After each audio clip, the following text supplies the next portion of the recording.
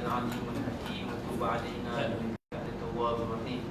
اللهم ارزقنا فهم النبيين وحفظ المرسلين وإلهام الملائكة المقربين. اللهم أغننا بالعلم وزينا بالعلم وأكرمنا بالتقوى وجمعنا بالعافية. التعلم والتعليم والتذكير والتذكير والنفع والانتفاع والإفادة والاستفادة. حث على تمسك بكتاب الله سنة رسول الله صلى الله عليه وسلم والدعاء إلى الهدى والدلاء على الخير ابتغاء مرضات الله وثوابه وقربه سبحانه وتعالى. السلام عليكم ورحمة الله وبركاته. Alhamdulillah, syukur kita kepada hadrat Allah Subhanahu wa taala pada malam ni, pada malam kali pertama saya dan juga bertemu dengan antum. Mungkin saya pun memang tak kenal lah, kebanyakannya memang saya tak kenal. Jadi pertama-tama sekali sebelum apa-apa, saya kenalkan diri saya dulu. InsyaAllah nanti saya kenal dengan antum. Yang pertama sekali, nama saya yang diberi Muhammad Bashar bin Nazlan. Muhammad Bashar bin Nazlan. Saya pun cuma saya pada mulanya belajar hanya di pondok. Kemudian saya lanjutkan pelajaran saya di Hadramaut, di Tarim, bawah bimbingan Habib Omar Hafizahullah Ta'ala. Tak lama pun, dalam lebih kurang 10 tahun.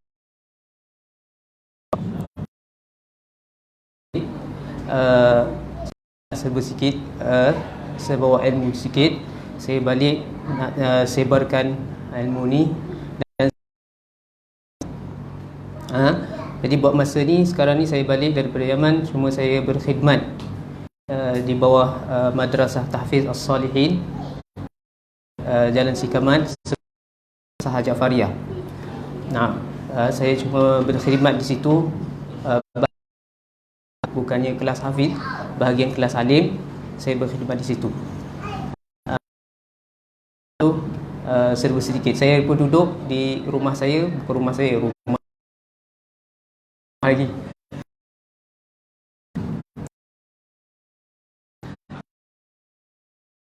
Dan juga saya dah berkeluarga, baru anak satu.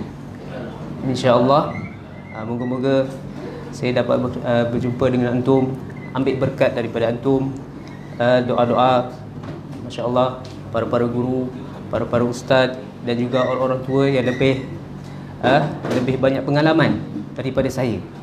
Jadi itu serba kurang. Jadi saya pun tak ada latar belakang belajar dekat universiti ke atau college ke. Maaf kalau ada saya salah bahasa atau tersalah cakap, saya minta maaf lah. Sebab tahulah saya kadang-kadang ingat dalam bahasa Melayu, rupa cakap-cakap dalam bahasa Arab, tersilap. Dah duduk kat Yaman, tersalah. Saya minta, ada orang terkecil hati ke,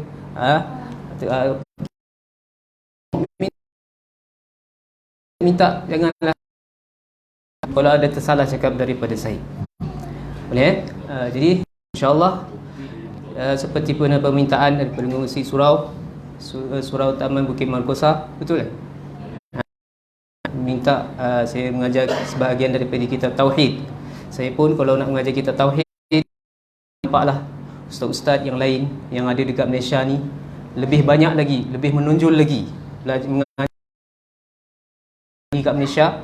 Memang banyak ambil berat sangat tentang ilmu Tauhid. Lebih-lebih lagi yang untuk guru-guru petani, untuk guru daripada Indonesia memang ambil berat. Sebab negara kita ni penuh dengan syubhah, dengan pemikiran-pemikiran yang sesat dan lain-lain. Dekat negara kita ni memang perlu sangat. Tak sama dengan dekat negara Arab, kurang. Ada pun bukannya dari segi akidah, dari segi fahaman. Beza dengan akidah dengan kefahaman. Ataupun dari segi ahkam, hukum ahkam. Dari segi mazhabnya. Ada pun dekat Malaysia, sebab kita dah bergaul dengan orang bukan Islam. Ada orang Kristiannya, ada orang yang nyembah berhalanya dan lain-lain. Jadi betul-betul kita kena kuatkan tentang akidah. Sebab kita lebih perlu lagi. Jadi bagi saya lah, saya rasa tak layak saya nak mengajar tentang akidah, tengok ustaz lain lagi mengajar tentang kitab Mubarahin, kitab tauhid yang lebih tinggi. Jadi saya cuma mengajar seperti mana saya belajar di Hadramaut, jauh bidang-bidang ilmu yang jauh, memperdalamkan, memperhaluskan. Cukup dia mengetahui hanya Allah Ta'ala bersifat dengan segala sifat kesempurnaan, dan mustahil Allah Ta'ala bersifat dengan sifat kekurangan. Cukup. Apa dia? Itulah Imam Abu Hasan Asy'ari susunkan 13, dan Abu Mansur Maturidi susunkan 20. Ilmu sifat 20. Hanya tahu basic sahaja. Dari segi dalil naqli, iaitu daripada Al-Quran dan Sunnah, dan dalil aqli. Itu sahaja. Tak perlukan cerita bab kalam, Al-Quran ni hadis ke, qadim ke, salah atau aslah, ada khilaf antara Mu'tazilah, Mujassamah. Itu tak perlu, itu dah hanya fardu kifayah. Satu kawasan seperti kawasan kita ni mesti ada seorang yang belajar. Kenapa? Kalau ada keraguan, ada berselisih faham, ataupun ada orang yang membawa kawasan kita boleh rujuk kepada dia. Sebab tak boleh memahami tentang benda ni kecuali orang yang betul-betul pandai, orang yang betul mahir, orang yang kursus dalam bidangnya.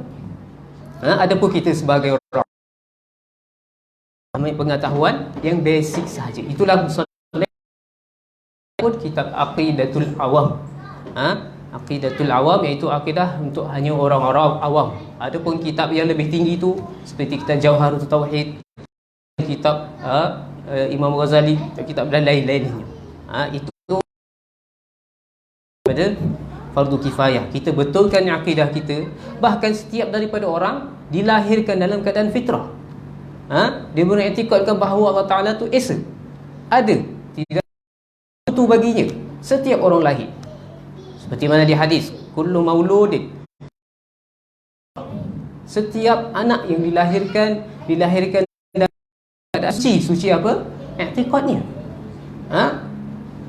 Dia dah menyaksikan di dalam arwah bahawa Allah Ta'ala adalah Tuhannya.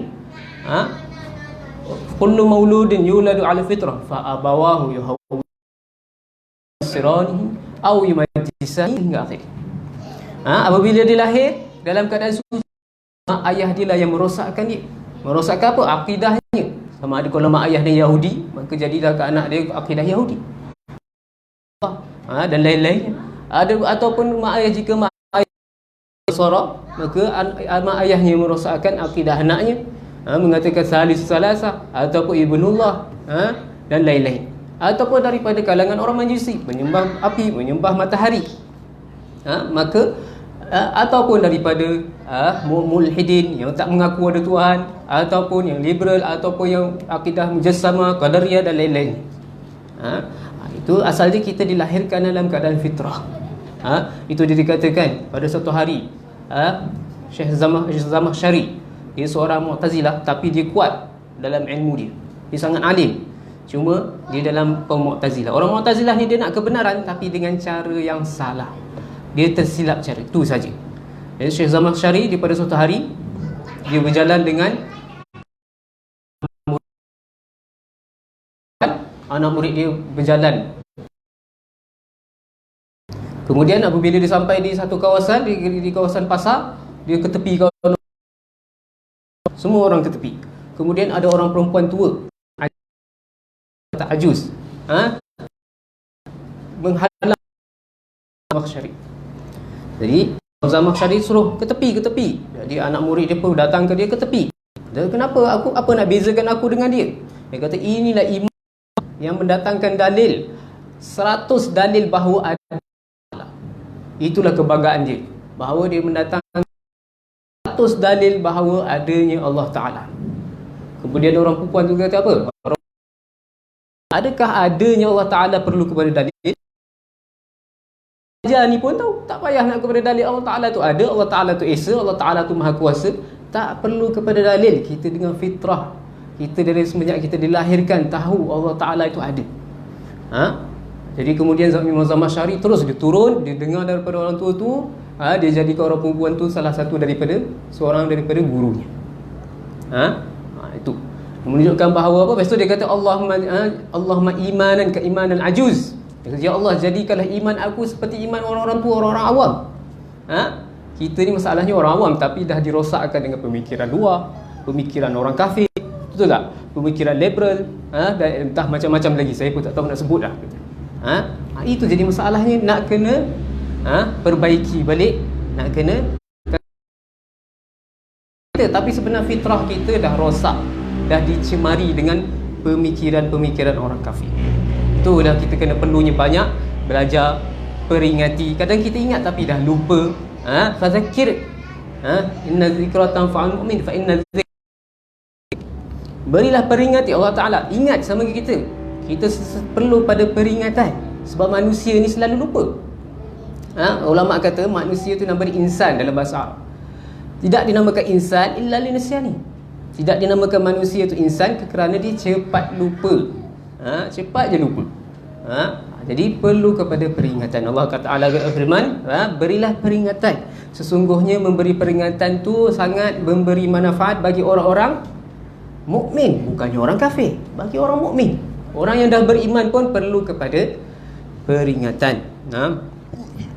Jadi perlulah kita belajar. Jadi pada malam ni saya cubalah beri sedikit akidah ahli sunnah wal jamaah dari segi basic sini sahaja. Adapun kalau lebih-lebih lagi mungkin banyak lagi ustaz-ustaz yang lain, saya tak layak bidangnya, kena tanyalah ustaz-ustaz yang lebih mahir, lebih lagi dalam bidang-bidangnya.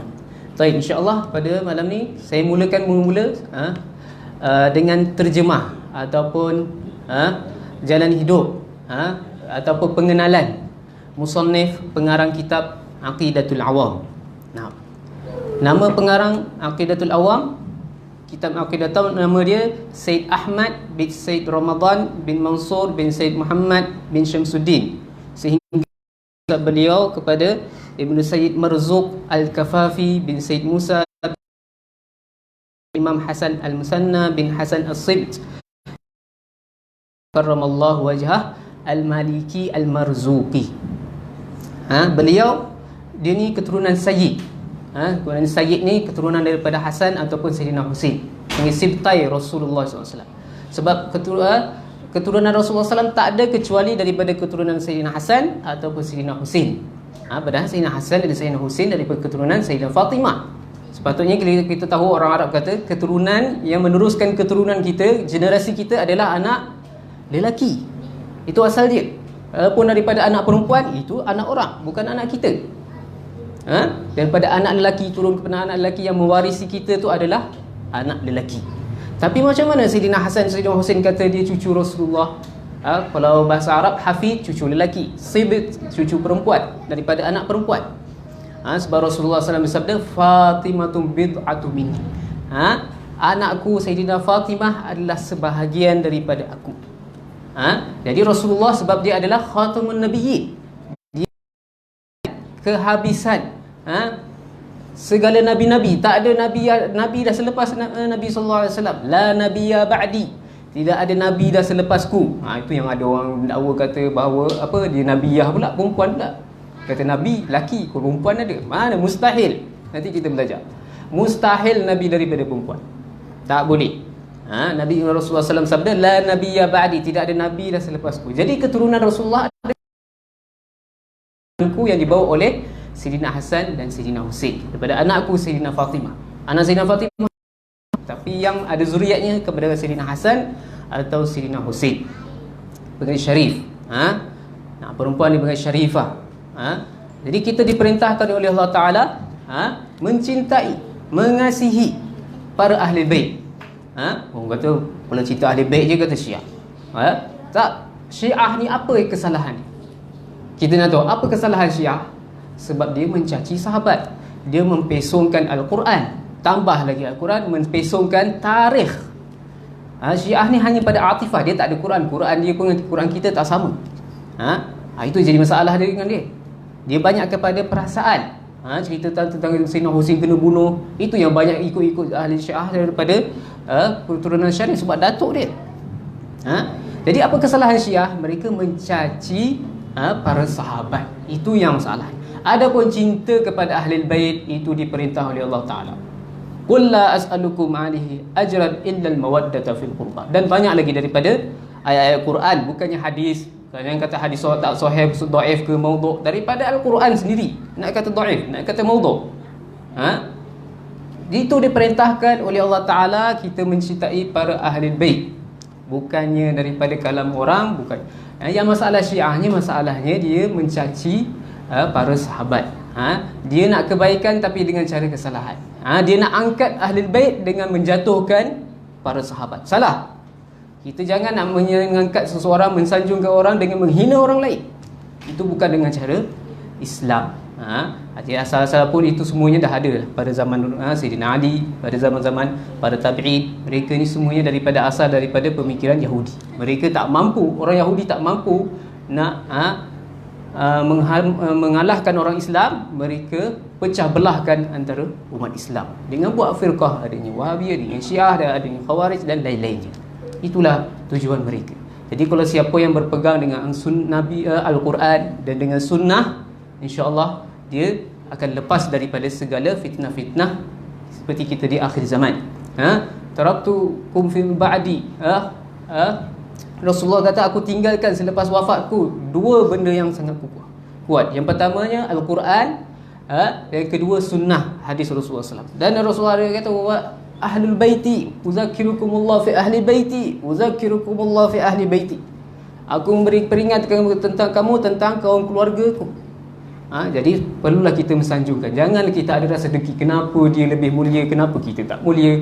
Itu dah semua pilihan daripada Allah Ta'ala.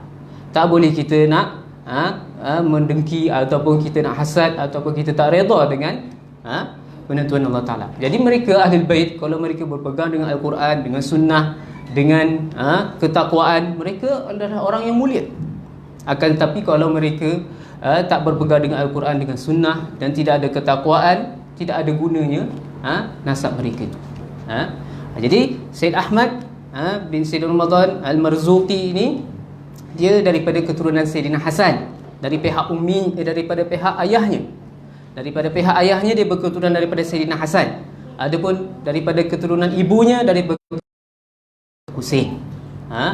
Itu dia memang Sayyid. Dan juga dia daripada kaum kalangan para ulama, kebanyakannya datuk-datuk dia, seperti Sayyid Marzud Al-Kafafi. Itu semuanya tu para ulama. Abangnya juga Muhammad bin Sayyid Ramadan, itu juga daripada kalangan mufti. Dia yang mengganti abangnya daripada dalam bidang mufti Makkah pada zamannya. Itu, dan beliau bermazhab Al-Maliki, mazhab Imam Maliki, Imam Malik, mazhab. Dan berakidah ahli sunnah wal jamaah. Dan kunyahnya, gelaran dia adalah Abu Fawz, seperti mana yang diberi gelaran oleh gurunya, iaitu Sajadah Wafiyah Abi Iqbal Ahmad Wafa. Dan digelarkan Al-Marzuqi. Al-Marzuqi nisbah kepada datuknya Marzuq Al-Kafafi. Yang ditanam di Kafaf, iaitu datuknya itu dikubumikan di Kafaf, di tepi laut, dekat itu pada dulu orang tak panggil Saudi, orang panggil Hijaz. Kalau kita tengok kita itu semua tu nama dia Hijaz. Tahu apa Saudi itu? Saudi itu nama kabilah, bukannya nama tempat. Sebab apabila yang menguasai ataupun yang menjajah, katakan daripada kabilah As-Saud, maka dinamakan tempat negara dia Saudi. Boleh kita katakan dipegang Malaysia ni, nama Malaysia ni tukar kepada nama Mahathir, boleh? Mana boleh? Sama juga kata sekarang presiden kita tukar Muhyiddin, kita namakan negara kita Muhyiddin, boleh? Tak boleh. Itu asalnya. Kalau saya buka apa saya nak bagi tahu ni, saya pernah jumpa Habib Abdullah bin Shihab. Kalau kata nak pergi Saudi, dia cukup marah. Hanya merampas negara suci. Hijaz, nama dia Hijaz, bukannya Saudi. Saudi itu nama orang Badui, bukannya orang biasa. Orang Badui kata orang asli lah, bagi kita kata orang asli menguasai negara, kemudian dinamakan dengan nama kabilah dia.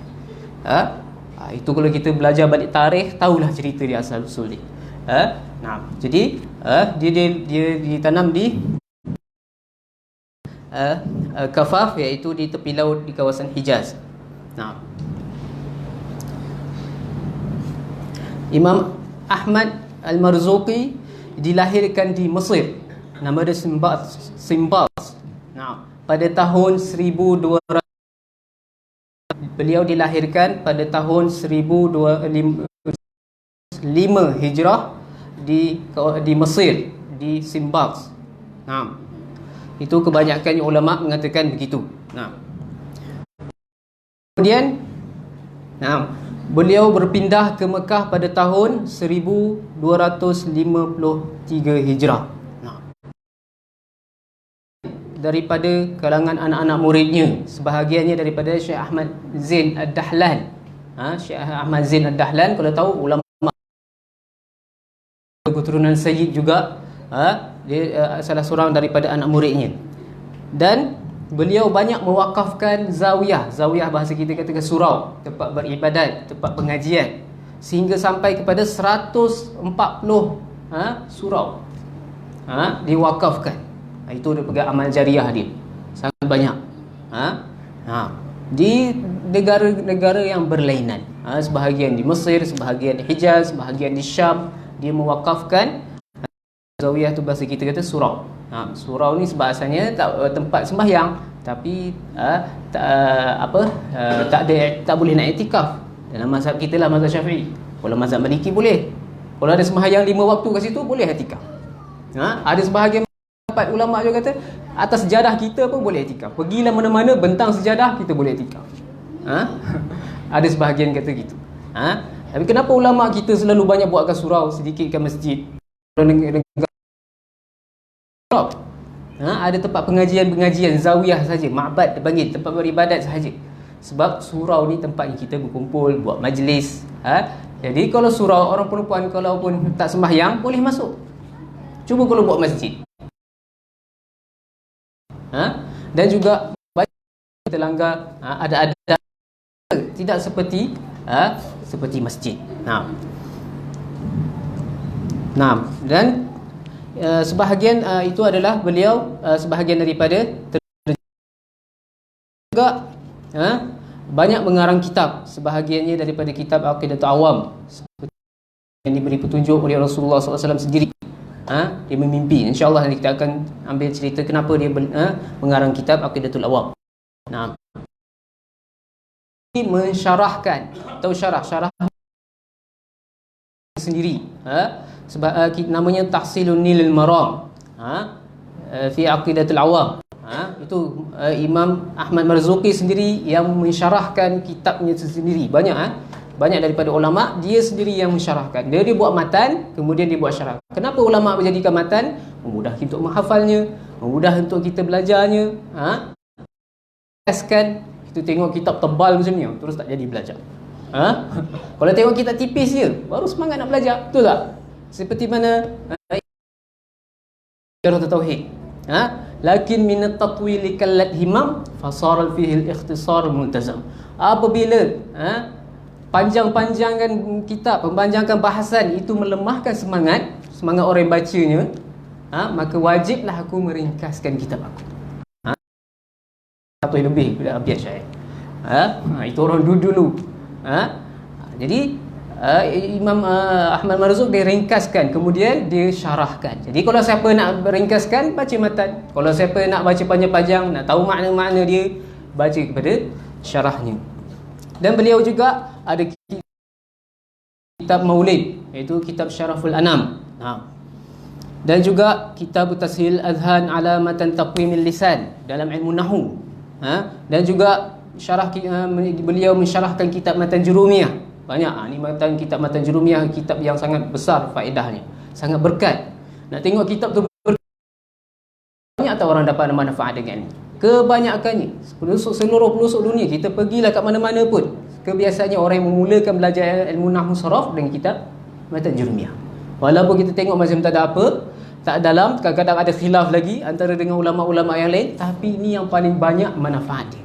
Bukannya yang kitab tu hebat, di dalam bahasa dia susah, orang baca pun tak faham, itu tak banyak manfaat. Ulama mereka mengarang kitab supaya lebih dapat manfaat lagi banyak. Itulah menunjukkan kitab tu lebih kitab Aqidatul Awam. Beliau daripada Mesir, dia wafat di Mekah. Yang mendapat manfaatnya orang Mekah, orang Yaman, orang Syam, semuanya dapat manfaat daripada kitab. Bukan yang susah, yang dalam-dalam, nak tunjukkan dia hebat.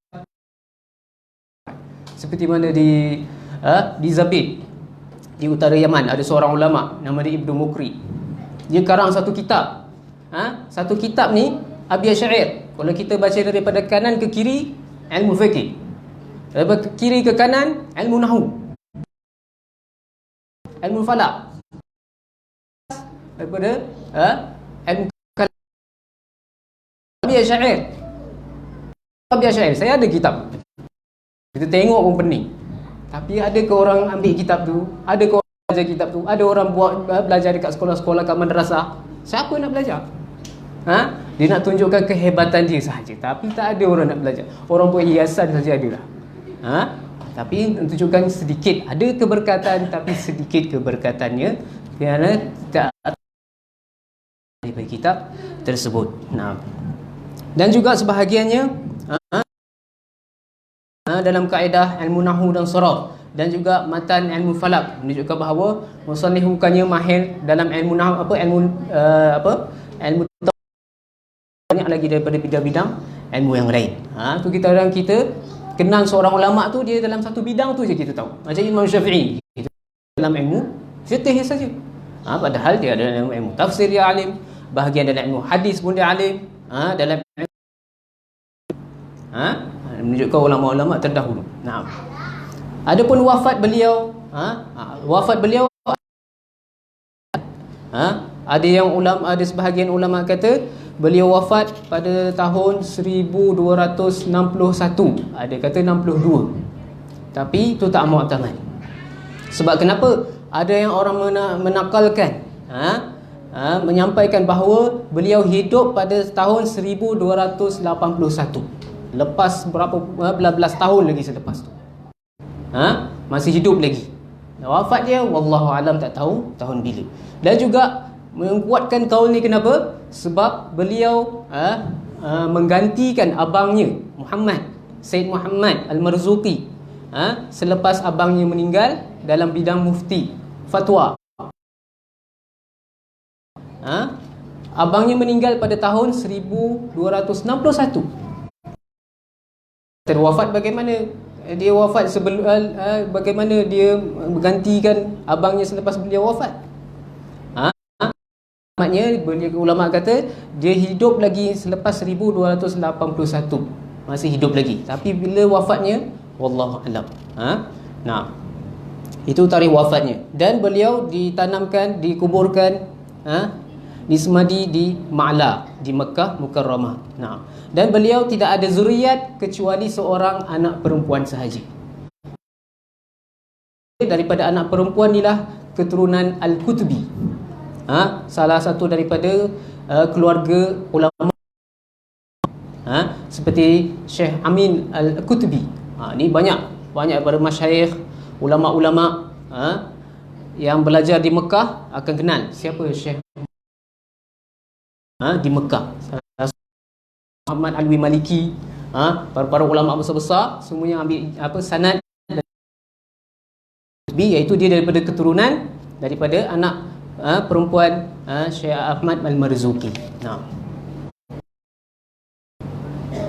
Dan pada waktu hidup dia, dia mengajar, dia ada kelas dia di Maqam Maliki, iaitu dulu dekat kawasan Mekah tu ada kawasan Syafi'i, ada kawasan Maliki, ada Hanafi.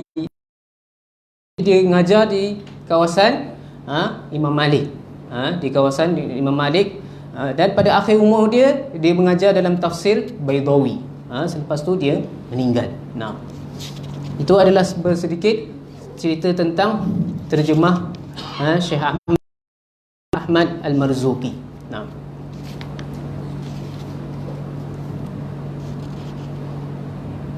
Baik.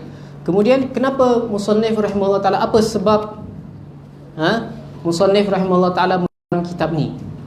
Ni yang diceritakan oleh Imam Umar bin Muhammad bin Ali An-Nawawi Al-Bantani, salah seorang daripada ulama Mekah dari keturunan Indonesia. Al-Bantani, dia nama dia Nawawi Thani. Dia sebab alim. Dia dari seluruh bidang ilmu dia ada karang kitab. Banyak daripada kitab-kitab semua dia dah syarahkan. Beliau katakan bahawa musannif Said Ahmad Al-Marzuki mengarang kitab dia pada satu hari pada tahun 1258 Hijrah, 6 Rejab. Pada waktu 6 Rejab 1258 Hijrah, beliau bermimpi Rasulullah sallallahu alaihi wasallam.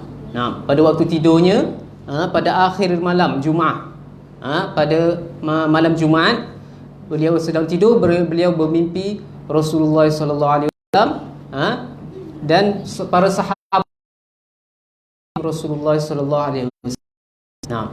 Maka ni dalam mimpi, bukannya dalam keadaan jaga. Beliau 200 dan lebih dah, 1000 dah 12 abad. Jadi beliau memimpi Rasulullah sallallahu alaihi wasallam, kelilingnya ada para sahabat. Maka Rasulullah sallallahu alaihi wasallam Iqra' manzumatut tauhid. Baca manzumah. Manzumah ni abjad. Baca manzumah tauhid, syair tauhid. Masa tu Syed Ahmad Marzuk belum karang lagi. Dia memang tak tahu apa-apa. Iqra' manzumatut tauhid allati man hafazaha dakhala al-jannah. Barang siapa yang menghafalnya nescaya dia masuk syurga. Ini jaminan daripada Rasulullah sallallahu alaihi wasallam. Dijadikan dalil manzumah aqidatul awam masuk syurga, tak boleh jadi dalil sebab ini benar, tapi tak boleh kita jadikan dalil. Kalau tak orang mainkan, Rasulullah kata macam ni, aku lihat mimpi macam ni, tak boleh. Dan berdosa besar. Bahawa siapa yang dia tak mimpi, dia kata dia bermimpi. Inna min a'zamil firaq. Rasulullah kata dosa yang besar bahawa dia mengata apa yang dia tak lihat, itu dia tak lihat dalam mimpi. Dia kata aku malam tadi mimpi macam ni, padahal dia bohong. Ini dosa paling besar. Sebab kenapa? Siapa tahu, kecuali dia seorang saja. Dia seorang saja tahu. Tapi jangan permain-mainkan mimpi. Dan juga bermimpi dengan Rasulullah SAW adalah benar. Seperti mana banyak daripada hadis Rasulullah SAW. Rasulullah SAW bersabda, man ra'ani fil manami faqad ra'ani faka'annama ra'ani fil yaqazah. Siapa melihatku dalam mimpinya, maka seolah, bukan betul, seolah-olah melihatku dalam keadaan mimpi. Ada riwayat lain faqad ra'ani, dia dah melihat. Apa? Sebab Rasulullah kata fa inna syaitan la yatamatsalu bis. Syaitan tak boleh menyerupai aku. Dia nak menyerupai orang lain boleh. Mak ayah guru dia boleh, tapi tak boleh menyerupai Rasulullah. Kalau dia menyerupai Rasulullah, terbakar. Syaitan dengan Rasulullah SAW. Tak boleh dia datang dalam mimpi kata, syaitan datang mimpi kita kata aku Rasulullah. Tak. Jadi itu salah satu daripada dalil bahawa barang siapa bermimpi dengan Rasulullah SAW, maka mimpi itu adalah benar. Yang lain, lam yabqa minan nubuwat illa tak tinggal daripada wahyu kecuali perkara-perkara yang memberi khabar gembira.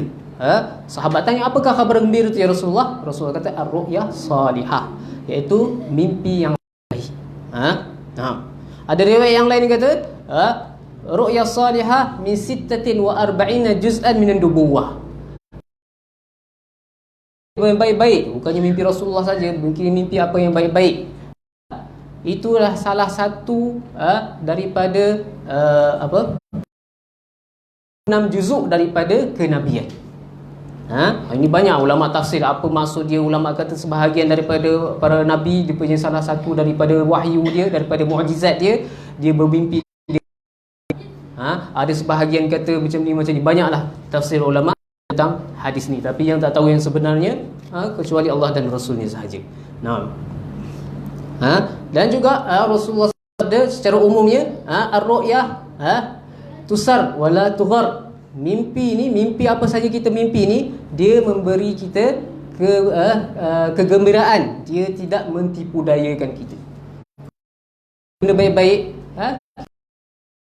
Tak boleh kita katakan besok nak hari ni 29 Syaban, itu besok kita mimpi, malam tu kita mimpi kata Rasulullah besok Ramadan, kita bagi tahu kat sebab ini tak boleh kita jadikan dalil. Dan juga jangan kita tertipu daya dengan mimpi. Kenapa kau benci mimpi malam tadi macam ni petanda orang ni jahat? Tak boleh. Tak boleh kita buat macam tu. Sebab hanya dia menggembirakan kita sahaja. Seperti hadis yang lain, orang mukmin itu dia bermimpi dengan baik-baik ataupun orang lain mimpi baik bagi dia. Itu orang mukmin. Man asdaqu hadisan, man asdaqu qawlan asdaqu ru'yah. Atau makna hadis, barang siapa yang cakap benar, nescaya mimpi dia akan benar. Tapi kalau dia siang-siang cakap bohong, itu malam-malam nak mimpi benar, boleh? Siang-siang ada mimpi mengumpat sana, mengumpat sini, belik-belik, lepas tu malam-malam nak mimpi baik-baik. Memang susah lah. Sebab ulama kata mimpi kita ni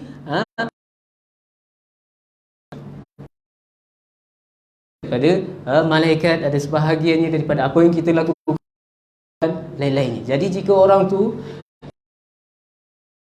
perkara baik, insya-Allah benar, baik-baik.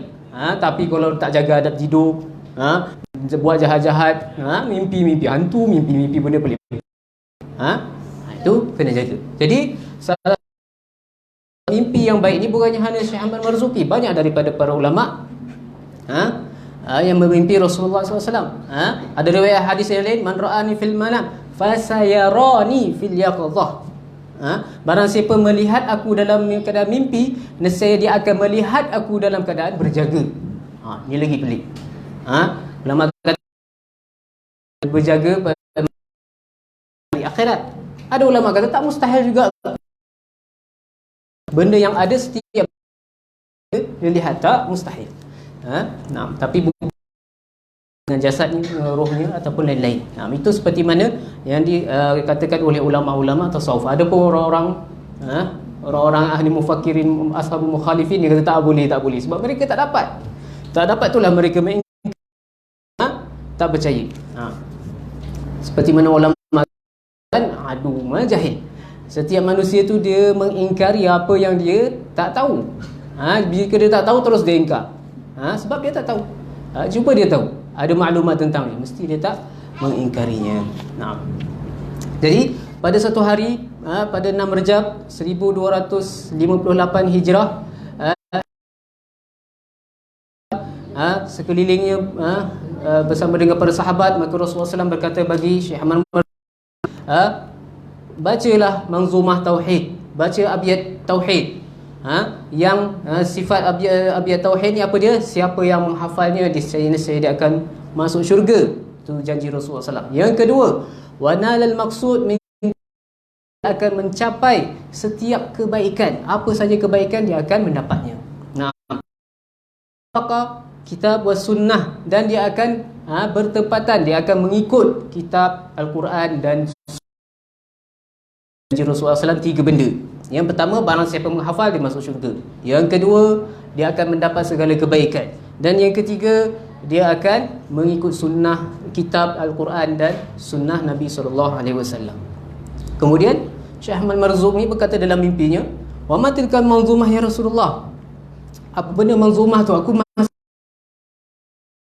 Maka Rasulullah SAW berkata, maka para sahabat sekeliling Rasulullah SAW berkata, isma' min Rasulullah SAW ma yaqul, dengarlah daripada Rasulullah SAW apa yang dia baca. Kemudian Rasulullah SAW pun memula baca abjad syair daripada Aqidatul Awam, daripada bunyinya abda'u bismillahi warrahmani wabirrahimi da'ibil ihsani, thumma salatu wassalamu sarmada ala nabi khairul man qad wahada, sehinggalah yang ke-26, sampai ke abiyat syair yang ke-26, iaitu wasuhuful khalili wal kalimi fiha kalamul hakamil alimi. Sampai situ sahaja. Belum habis lagi kalau kita belajar ni, belum, sebab abiyat syair ni dia ada 57 abiyat syair sampai 26. Kemudian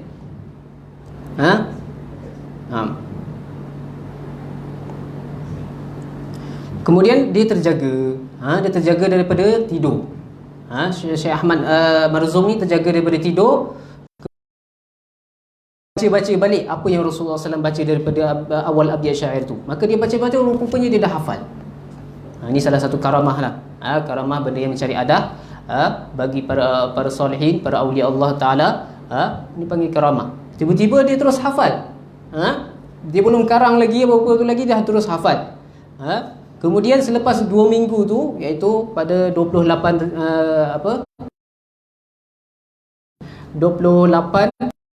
daripada bulan Zulkaidah tahun yang sama, maka Syekh Ahmad Marzuki melihat Rasulullah SAW kali kedua pula. Maka Rasulullah SAW berkata dia, hafal. Aku baca semula apa yang kamu hafal. Maka beliau pun membaca daripada awal abiyat syair. Dia berdiri depan Rasulullah SAW dan dia membaca abiyat syair tersebut. Setiap abiyat syair, satu abiyat syair baca, abda'u bismillahirrahmani wa birrahimi da'imil ihsani. Para sahabat kata amin.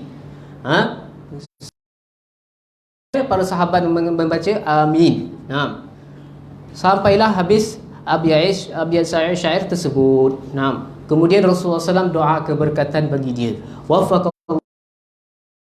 qabila minka dzalik wa baraka alayka wa 'alal mu'min wa nafa'a bikal ibad. Amin. Rasulullah SAW doakan bagi dia. Moga-moga Allah Taala memberi engkau taufik bagi setiap apa Allah Taala yang meridainya, dan Allah Taala menerima dari demikian itu daripada engkau, dan moga-moga Allah Taala memberkatkan ke atas engkau dan ke atas para orang-orang mukmin. Moga abiyat syair ni moga orang-orang muslimin semua mendapat manfaat daripada abiyat syair tersebut. Itulah doa Rasulullah sallallahu alaihi wasallam bagi abiyat syair. Kemudian Imam Ahmad Marzuq ni pada permulaannya dia tak bagi tahu orang. Dia tak bagi tahu orang pun. Kemudian hanya diberitahu kepada beberapa orang sahaja, para guru, para masyayikh diberitahu. Kemudian sampailah orang semua tahu bahawa Syekh Ahmad Marzuq ada abiyat syair tentang ilmu tauhid. Maka orang pun tanya kepada dia, ajarkan kepada kami abiyat syair tauhid, manzumah tauhid yang dah diajarkan kepada engkau oleh Rasulullah SAW. Maka pada mulanya beliau enggan, sebab dia tawadhu, bermandang dia tak ada memiliki apa-apa. Kemudian dia teringat hadis Rasulullah SAW, man su'ila bi'ilmin fakatamahu uljima yaumal qiyamati bilijam minna. Satu ilmu, kemudian dia tidak memberitahunya ataupun dia sembunyinya, nescaya pada hari kiamat dia akan kekang mulutnya dengan kekang api neraka. Dia teringat hadis tu. Maka apabila dia teringat hadis tu, terus dia mengajar kepada orang, dan ditambah lagi abiyat syair selepas tu yang daripada mulanya, wa kullu ma atabihi rasulu fa haqquhu taslimu wal qabulu. Setiap apa yang didatangkan oleh Rasulullah SAW, kita berserah dan kita menerima daripada apa sahaja daripada Rasulullah SAW. Sehinggalah ditambah lagi sampai ke abiyat yang ke-57. Itu adalah sedikit daripada asal usul pengarang kitab, dan juga kenapa, apa yang menyebabkan musannif rahimahullah ta'ala mengarang kitab ini. Mungkin setakat tu sajalah. Mungkin kalau siapa ada soal, mungkin pada malam ni saya tak ada kitab lain lagi. Saya dah ada tanya kawan saya yang ada mengajar kitab ni juga. Saya tanya kepada dia, kitab yang terjemah dalam bahasa Malaysia, kitab apa yang paling bagus? Dia kata ada kitab Aqidatul Omar Abdul Kamil. Saya dia kata itu kitab yang paling bagus yang dicetakkan oleh Yayasan As-Safa. Sebab banyak yang mensyarahkan, yang menterjemahkan. Dr. Mahathir Jul pun ada terjemahkan, banyak ulama Indonesia pun banyak terjemahkan kitab ni. Tapi yang paling mudah, dia kata kitab yang diterjemahkan oleh Dr. Omar Abdullah Kamil. Itu yang paling mudah. Jadi saya dah minta juga, kawan saya itu dah minta juga dekat Yasser Sofa, tapi dia masih tak bagi jawapan lagi. Cuma dekat saya kitab dalam bahasa Arab sajalah. Kitab dalam bahasa Arab yang disyarahkan oleh Abuya Muhammad Alwi Maliki. Syed Muhammad pun ada mensyarahkan, namanya Jala'ul Afham. Jala'ul Afham. Ni saya ada bawa ini pun asalnya lebih banyak tapi ada lebih. Dia ada bawa kitab ni, nama dia kitab Jala'ul Afham Syarah Aqidatul Awam. Ni banyak ulama yang karang dia, sebahagiannya Syekh Nawawi Bantani, sebahagiannya kitab yang disyarahkan oleh jadi kalau siapa nak agak-agak boleh baca, ambil ke saya. Tapi kalau nak terjemah, insya-Allah nanti saya cuba sekali lagi. Sebab dah minta tapi dia tak ada bagi jawapan, tak ada respon. InsyaAllah saya akan cuba. InsyaAllah. Dan juga saya minta izin lah daripada pengurusi masjid, hadirin, kalau boleh setiap kita baca abyat syair, tak banyak pun, dari 50 abyat syair je, 57 abyat syair kita baca daripada awal sampai akhir supaya ambil boleh? Boleh? Saya baca jantung ikut saja. Jadi ke asal dia abyat syair. Lebih-lebih lagi saya belajar dekat Tarim Sadaba Alawi, dia orang ajar anak-anak kecil. Itu yang dia orang baca. Budak-budak kecil tu hafal satu hari. Dah hafal, kuat tu. Satu hari je dia orang hafal. Memang hati dia orang bersih. Lepas tu dia orang minat dalam abyat syair. Kalau suruh baca macam tu menasar, dia bagi nasar, bukannya abyat syair. Susah. Tapi kalau baca abyat syair, bagi mereka lebih mudah daripada nasar. Nasar ni lawan daripada syair. Jadi memang benda ni memang menggalakkan sangat. Para Sadabani Alawi, mereka mengajar anak-anak mereka. Kita mengajar nyanyi-nyanyi lah, apalah, mereka mengajar seperti benda-benda macam ni. Dari kecil lagi dia orang dah hafal. Walaupun tak reti tulis, tak reti baca lagi, tapi dia mereka dah hafal. Aqidatul Awam. Kita takkan orang dah besar pun tak boleh lagi kan. Sekurang-kurangnya kita selalu baca, bila selalu dengar, bolehlah. Kalau kita tak hafal pun kita pernah dengar. Boleh? Semoga kita masuk juga dalam golongan Rasulullah SAW. Dapat juga daripada Rasulullah SAW sabda, siapa yang hafalnya masuk syurga, kebaikan. Siapa yang menghafalnya seperti mana yang dijanjikan oleh Rasulullah SAW, dapat taufik, kekuatan, hidayah, petunjuk. Agama Islam kebenaran, tapi nak ambil kebaikan, tolak kejahatan, itu taufik. Itu lebih besar lagi. Ulama kata nak menunjukkan bahawa taufik paling benda yang mulia, Allah Ta'ala tak sebut dalam Al-Quran sekali-sekali je. Kalau berhidayah banyak, taufik sekali saja. Wa ma taufiqi illa billahi alaihi tawakkal. Satu saja. Menunjukkan bahawa taufik ni aziz, benda yang jarang ada, susah nak dapat, benda yang jadi Rasulullah SAW doakan bagi kita, moga-moga kalau kita hafal abyat syair, kita membacanya, kita belajarnya, moga-moga kita dapat setiap apa sahaja Allah Ta'ala meredainya, dan moga-moga dapat manfaat. Seperti mana Rasulullah SAW doa umum, bukannya hanya orang yang membaca, orang menghafal, doa umum. Moga-moga dapat manfaat daripada abyat syair tersebut. Boleh? Jadi kalau siapa yang nak terjemah, ataupun kalau nak dengar sahaja pun, itu lagi baik. Mampu nak menulis ke apa ke, dengar sahaja. Itulah kita sebagai orang awam, daripada kita buang-buang waktu, baik kita dengar majlis kuliah, betul tak? Kita dengar tazkirah. Moga itu yang memenuhkan waktu dan dengan kebaikan, supaya tak datangnya kejahatan. Itu Imam Syafi'i kata, an-nafsu illam tushghilu bi khair syagalatka bi syarr.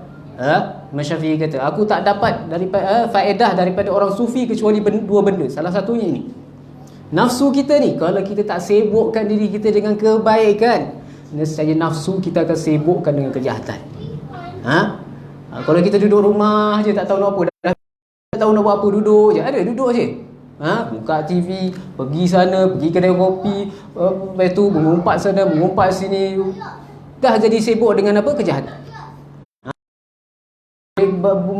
Cuba kita sibukkan diri kita dengan kebaikan, berzikir, banyakkan pergi ke masjid, banyakkan bersedekah, bantu orang susah. Kalau kita apa-apa paling tak mampu pun, kita buat perkara yang mubah.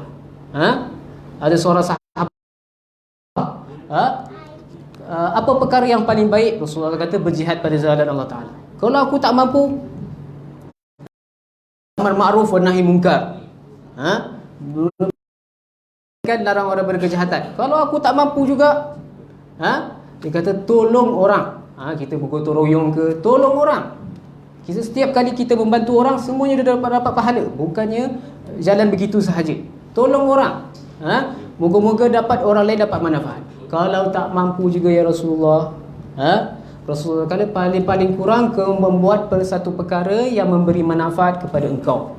Itu adalah sedekah bagi engkau. Itu yang memelihara engkau daripada kejahatan. Kalau tak ada selain daripada itu, maksudnya engkau dah buat pada kejahatan. Imam Ghazali kata kalau kita nak buat perkara jahat juga apa benda, paling last kali kita buat apa? Tidur. Itu kata Imam Ghazali. Lebih baik kita tidur daripada kita buat jahat. Walaupun tak ada pahala apa benda, tidur je, malaikat kiri kanan catat kita tidur je, lebih baik daripada kita catatnya dosa. Betul tak? Tapi yang sepatutnya kita banyakkan berzikir, banyakkan bertasbih, banyakkan membuat kebaikan. Kalau kita tak boleh mengajar, kita belajar. Kalau tak boleh belajar, kita menjadi para muhibbin, orang pencinta, orang belajar, orang mengajar. Rasulullah kata sama ada kamu jadi pengajar ataupun belajar ataupun para muhibbin. Jangan jadi yang keempat, iaitu orang yang benci. Itu orang yang benci orang melakukan kebaikan, dia akan jadi binasa. Kita banyakkanlah membuat kebaikan. Kita lagi dengan berjemaah, yadullah ma'al jemaah. Pertolongan Allah Ta'ala tu bersama dengan berjemaah. Kalau kita nak buat kebaikan seorang-seorang memang tak mampu.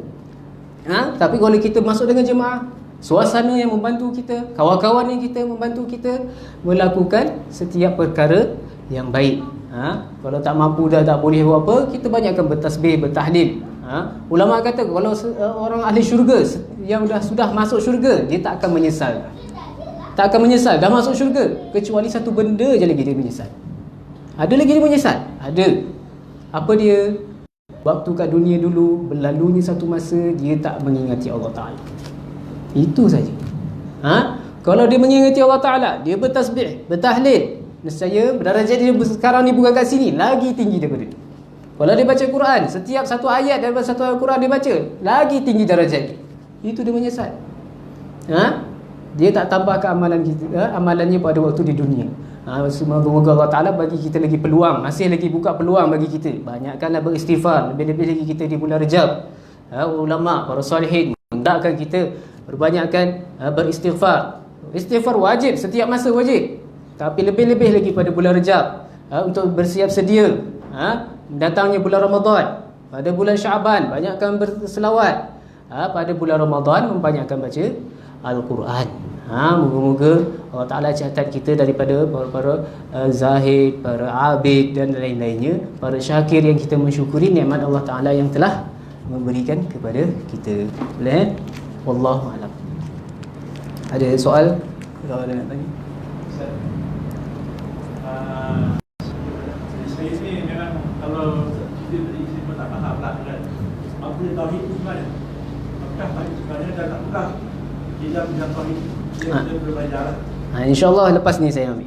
Belum lagi. Mana yang tadi tu mana cerita lah. Cerita pasal kitab ni saja. Pengarang kitab dan juga kenapa dia mengarang kitab. Itu saja. Adapun tentang ilmu tauhid nanti kita ambil tentang mabadi' ilmu fan ilmu tauhid. Permulaan mukaddimah ilmu tauhid, kita akan ambil apa takrif dia, siapa yang memula meletakkannya, dan juga apa tempat letak ilmu ni di mana, apa hukum belajar ilmu tauhid. Ada 10 perkara benda yang setiap ilmu kita belajar mesti kena tahu. Inna mabadi' kulli fanni 10 al-hadd wal mawdu' thumma samarah dan akhir. Ada 10 perkara benda setiap ilmu kita belajar mesti kita kena tahu. Saya belum masuk lagi. Sebab tu kan saya masuk panjang lagi. Boleh Saya cuma nak kenalkan kitab ni saja. Sebab asalnya tu pun dah panjang sebenarnya. Tapi yang pentingnya saya nak kenalkan dulu kitab Aqidatul Awam. Sebab rasa kat Malaysia ada orang mengajar, tapi tak berapa banyak lah. Tak tahulah, rasa ada. Tapi tak berapa banyak macam kitab-kitab yang lain. Boleh InsyaAllah nanti saya terangkan. Boleh? Minta maaf. Sebab saya hari ni pun macam tak kuat sikit. Boleh? A'udzubillahi minasyaitonirrajim. Bismillahirrahmanirrahim. Alhamdulillahirabbil alamin wassalatu wassalamu ala asyrafil anbiya'i wal mursalin wa ala alihi wa sahbihi ajma'in. Rabbana taqabbal minna innaka antas samiul alim wa tub alaina innaka antat tawwabur rahim. Allahumma barik lana fi Rajab wa Sya'ban wa ballighna Ramadan wa 'inna 'ala siyam wal qiyam wa tilawatil Qur'an wajtina bil asar. Rabbana atina fid dunya hasanah wa fil akhirati hasanah wa qina adzabannar. Wa sallallahu ala sayyidina Muhammadin nabiyil ummi wa ala alihi wa sahbihi wasallam. Walhamdulillahi rabbil alamin.